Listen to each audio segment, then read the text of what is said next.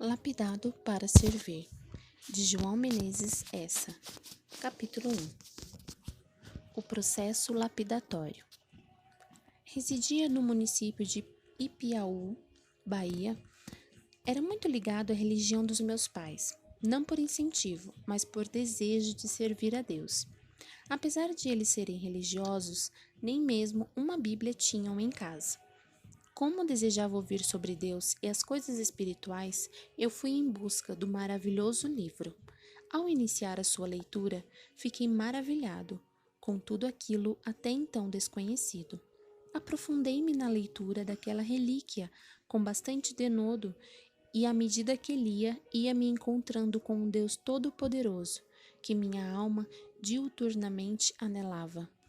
Havia encontrado o maior e mais rico tesouro que qualquer ser humano possa encontrar. Uma vez conhecedor das verdades eternas reveladas nas páginas sagradas da Bíblia, dirigi-me ao povoado de Santa Teresinha para assistir um culto, organizado pela Igreja Batista de Jitaúna, Bahia. Trabalho esse presidido por um evangelista muito sério e abençoado, cujo nome o leitor saberá mais adiante. Ao chegar no local daquele culto, sentei-me garbosamente para ouvir o que mais minha alma desejava encontrar. Alguma coisa que me desse certeza de salvação.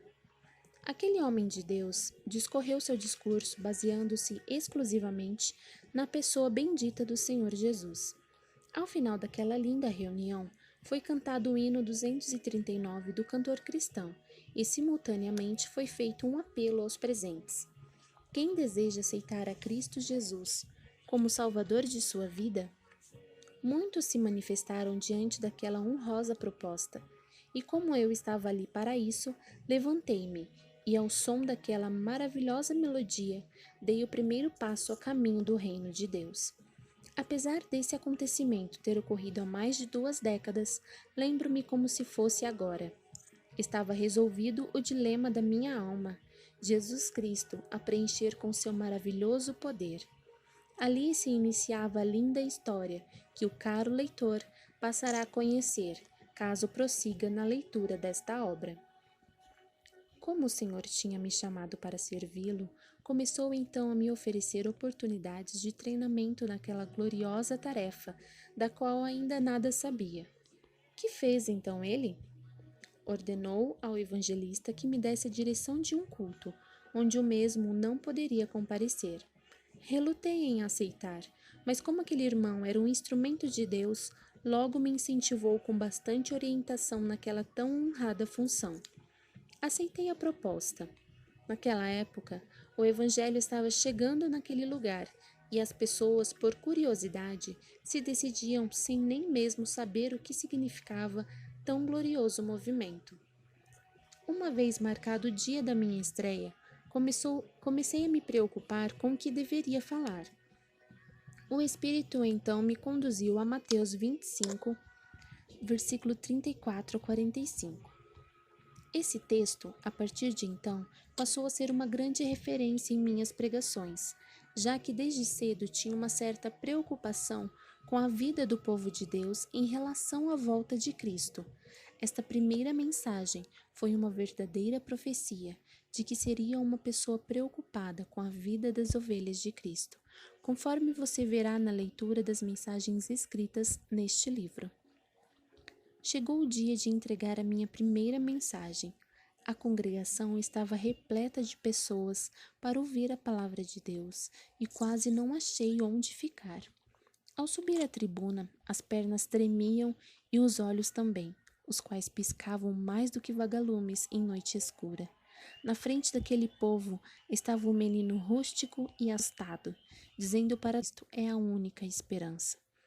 Tentei explicar o texto, dizendo a todos que Jesus voltaria e que eles deveriam aceitá-lo como o único Salvador. Se não sabia preparar um sermão escatológico recheado de um bom vocabulário, de uma coisa eu tenho certeza: todos ouviram que sem Jesus Cristo ninguém poderá se salvar. Tinha, portanto, certeza, ao descer daquela tribuna, que todos agora não estavam mais inocentes da responsabilidade que tinham diante de Deus. havia então dado o primeiro passo no caminho que encerrar-se-á apenas na eternidade. Alguns dias depois, com a fé ainda muito tenra, naquele mesmo local onde havia pregado meu sermão, eu pude ouvir uma professora da escola bíblica de nome Iracema Oliveira, hoje membro ativa da Igreja Batista em Jitaúna, a lecionar uma classe de crianças da recém-formada congregação de Terezinha, hoje Rosa de Saron.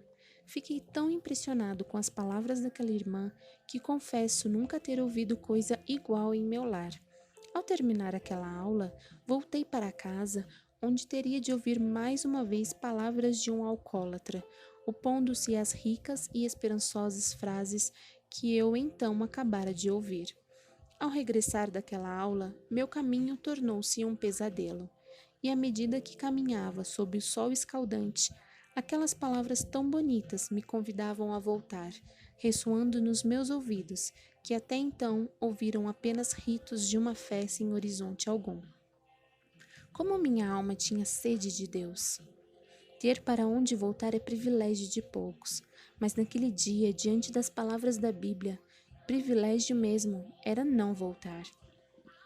Num lar pobre e sem paz, certa feita eu fui submetido mais uma vez à prova de fogo, quase insuportável, não suportando a dor que o destino me oferecia e sem ter para onde refugiar-me, fui procurar abrigo em qualquer lugar que o encontrasse.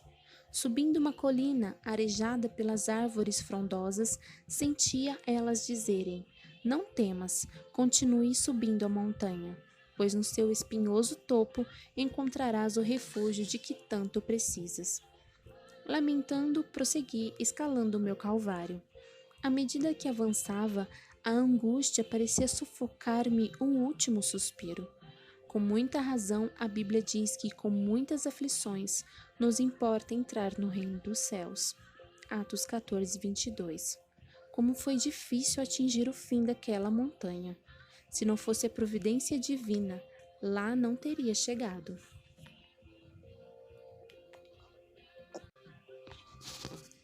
Ao atingir o alvo desejado, sentei-me debaixo de uma laranjeira que naquele doloroso momento me serviu de abrigo. Olhando para o horizonte, mesmo com os olhos impedidos de contemplarem a sua beleza, pelas lágrimas que banhavam o meu rosto, fiquei ali ouvindo o gorjear dos pássaros a ecoar nas lindas árvores que revestiam de esperanças um menino sem perspectiva nenhuma.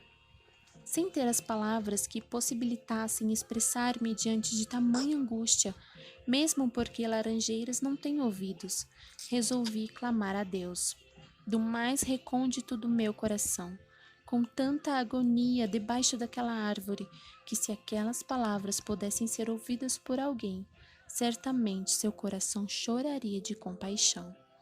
Aquela oração foi dirigida com tanta fé que, mesmo sem conhecer o que significava orar, eu tinha certeza que Deus estava me ouvindo. Tal era o meu desespero. Aquelas palavras tão sofridas atingiram o coração de Deus, e mesmo antes de enxugar minhas lágrimas, Ele já estava me consolando. Ainda recordo de algumas palavras, mas como aquele foi um momento tão puro e doloroso, gostaria de reservar-me o direito de ocultá-las. Por que Deus escolheu aquela laranjeira para aquele momento tão decisivo? Logo saberás. Enquanto eu orava, descia uma água salgada que banhava-me o rosto, desafiando um jovem que estava bebendo até as fezes da amargura, a prosseguir naquela ardente petição. Deus havia me guiado na escalada da colina, e agora já podia clamar a Ele debaixo de uma árvore, cuja distância me dava a certeza de que ninguém poderia ver-me clamando-lhe. Deus misericordioso, e já havia tomado providência a respeito da minha oração. Ele escolheu aquela laranjeira exatamente porque perto dela havia um grupo de estudantes, colhendo frutas para o lanche do dia seguinte na escola. O Senhor determinou que eles não poderiam me ouvir, mas eu precisava ouvi-los, após ter clamado por socorro. Após aquela oração banhada de emoções, eu resolvi aquietar-me um pouco. Após alguns momentos de silêncio, veio ao meu encontro um doce refrigério, regado de rica esperança, no qual ouvia o Senhor dizer-me: vai estudar, que tudo será resolvido. Estudar? Como isso seria a única coisa que não cogitava no momento? Pensei mais um pouco. Enquanto meu coração ardia com aquela difícil resposta, pude ouvir aqueles estudantes conversando debaixo de outra laranjeira. Bem, o senhor já havia me mandado estudar e agora estava ouvindo estudantes falando perto de mim. Que mais eu queria? O espírito me levou até aqueles jovens e fiz-lhes a seguinte pergunta: como devo fazer para estudar? Ainda tem vaga na escola? Uma prima minha respondeu-me prontamente. A professora disse que a matrícula ainda não fechou porque tem uma vaga aberta. Sabe, caro leitor, Deus havia reservado aquela vaga para mim há alguns dias. Ela estava me esperando escalar primeiro aquela colina rodeada de árvores, cujo topo me custaria muitas lágrimas. Com isso, aprendi uma lição. Ao subir um monte de amargura banhado de fortes dores, qualquer cristão descerá com a vitória nas mãos. Prezado leitor, caso esteja escalando alguma montanha em sua vida, por mais dolorosa que ela seja, anima-te a cada passo, porque a desistência é a pior inimiga da vitória. Subi o monte chorando e de lá desci feliz com a vitória alcançada. Por que a resposta daquela oração foi que eu devia estudar? Exatamente para que um dia eu escrevesse um livro contando que o Senhor não desampara seus filhos. Não tenho como explicar os porquês, mas espero que você mesmo faça suas ponderações. Antes de ter me encontrado com a graça de Cristo, fui acometido de uma doença muito impiedosa que não me deixava dormir. Se não fosse a alegria da salvação, no encontro com Deus, certamente não teria suportado, mas Cristo chegou na hora certa e mudou a minha história.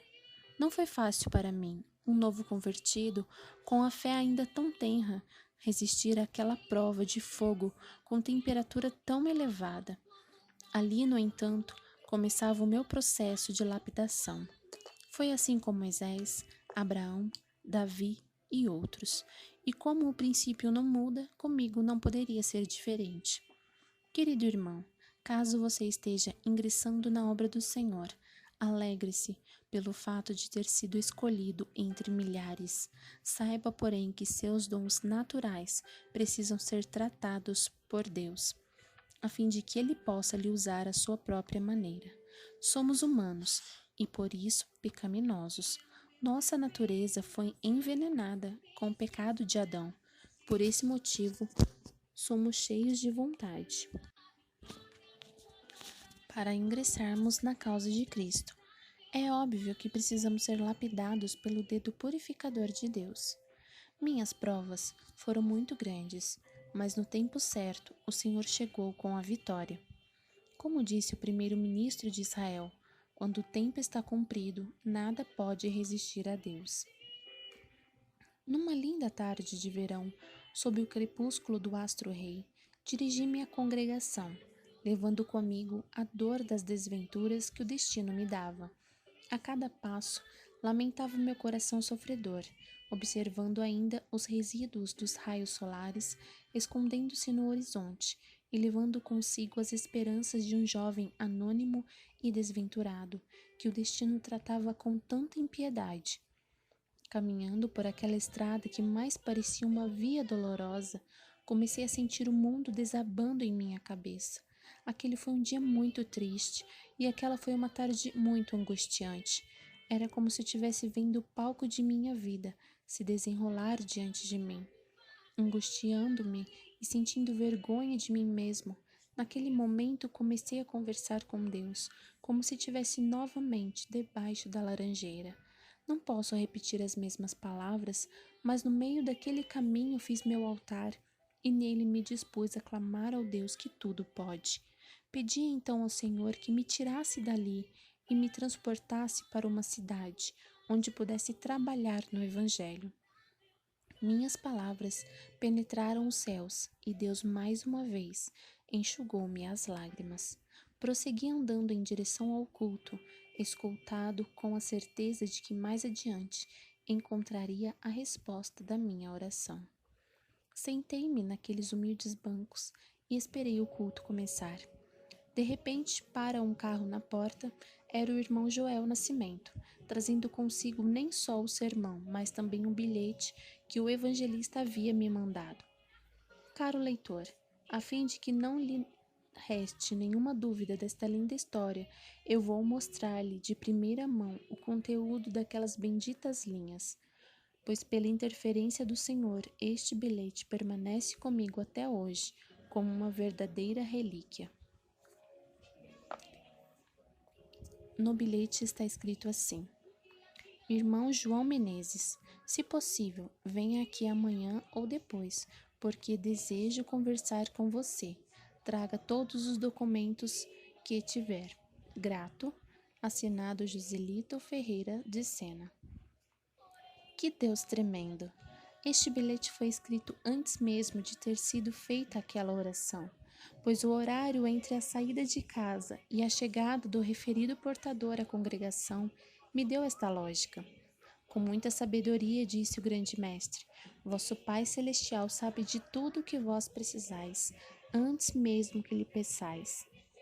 Pela primeira vez, cultuava a Deus com tanta pressa que aquele culto acabasse, pois apesar de estar tão grato ao Senhor, eu desejava ler o bilhete mais uma vez. Voltei novamente pela mesma estrada, que agora não era uma via dolorosa, mas um verdadeiro altar, onde havia encontrado refrigério para minha tão abatida alma. Ao escrever estas coisas, recordo-me das palavras do hino 25 do MCC que diz: Tu és fiel, Senhor, tu fiel, Senhor, dia após dia, com bênçãos sem fim. Tua mercê me sustenta e me guarda. Tu és fiel, Senhor, fiel a mim. Prezado irmão, caso esteja passando por alguma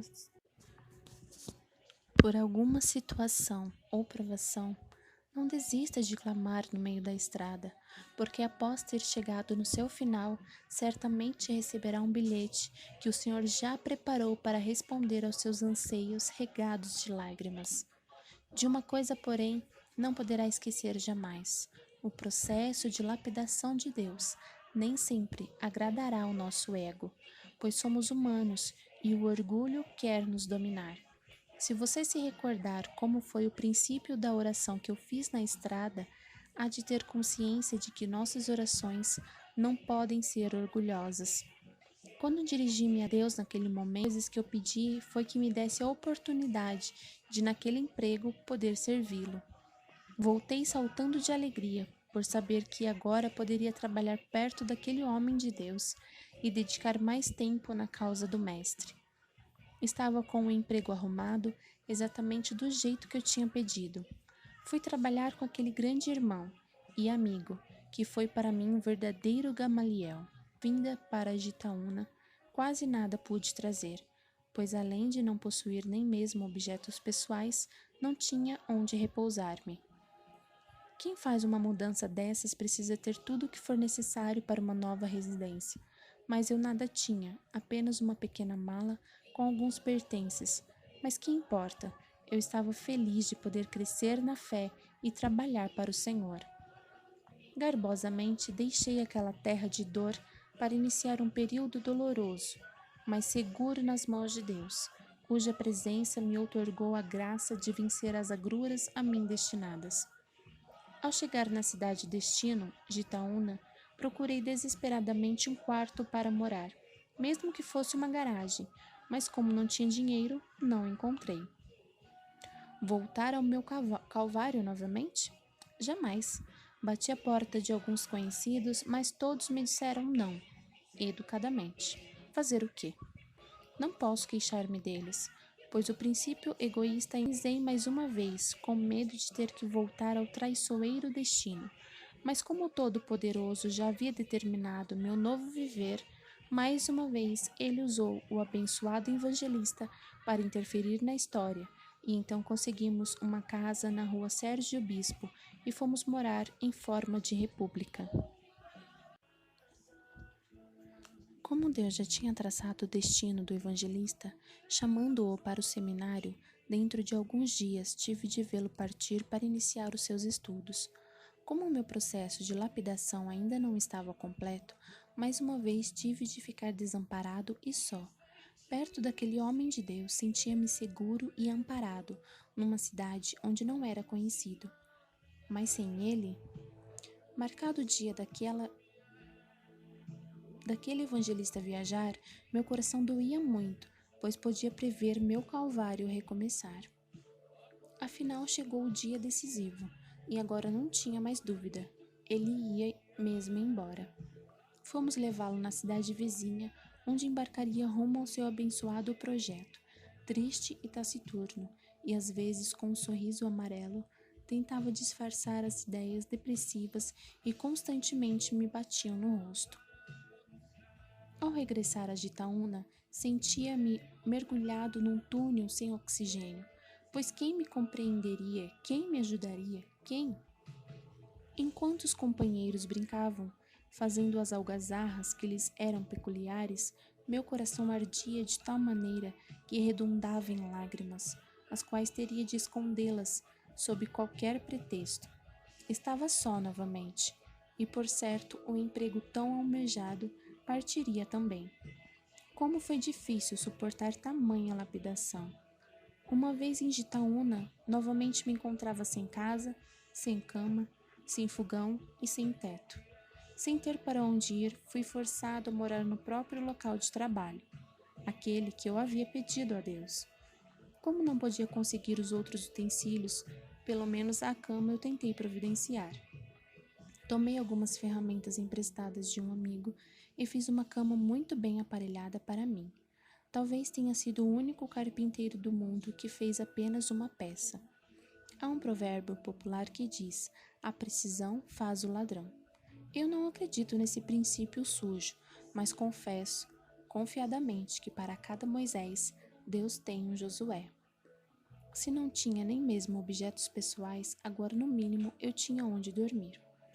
Suportando a prova de fogo que teria de passar, às tardes vagava pelas ruas observando as casas. Todas elas tinham moradores alegres e felizes. Por que nenhum me cabia? Andando sob o teto azul da morada de Deus, aquele pequeno forasteiro nenhuma diferença visível fazia entre os demais trausentes.